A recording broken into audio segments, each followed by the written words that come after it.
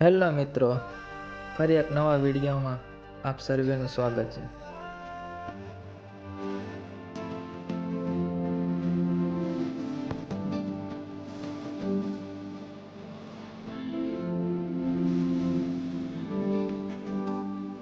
આજે આપણે સ્પાઈડરમેનના સ્કેચ ઉપર પેન્સિલથી B2 થી લઈ અને B10 સુધીની પેન્સિલનો ઉપયોગ કરી અને સરસ મજાનું ચિત્ર છે એ દોરવાનું છે.